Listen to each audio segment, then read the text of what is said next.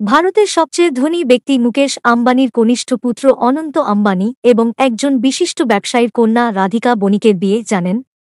এই বিয়ের মোট খরচ কত টাকা আর কত রকম খাবার হবে এই বিয়েতে? বিয়ের প্রস্তুতি চলছে পুরোদমে। ১ থেকে ৩ মার্চ গুজরাটের জামনগরে প্রাকবিবাহের অনুষ্ঠানে আমন্ত্রিত অতিথিদের জন্য একটি বিস্তৃত মেনুর পরিকল্পনা করা হয়েছে। ১,০০০টিরও বেশি অতিথিকে অনুষ্ঠানে আমন্ত্রণ জানানো হয়েছে। এবিপি নিউজ জানিয়েছে যে বিশেষ অনুষ্ঠানের জন্য ইন্দোর থেকে ৬৫টি শেফের একটি বিশেষ দল ২,৫০০টি খাবার থাকবে এবং তাদের কোনটিই জমকালো অনুষ্ঠানের সময় পুনরাবৃত্তি হবে না। প্রাতরাশের জন্য ৭৫টিরও বেশি বিকল্প, মধ্যাহ্নভোজে ২২৫টিরও বেশি ধরনের খাবার, রাতের খাবারে ২৭৫টি খাবার এবং মধ্যরাতের খাবারে ৮৫টি আইটেম অন্তর্ভুক্ত করা হয়েছে। মধ্যরাতের খাবার রাত ১২টা থেকে ভোর ৪টা পর্যন্ত পরিবেশন করা হবে।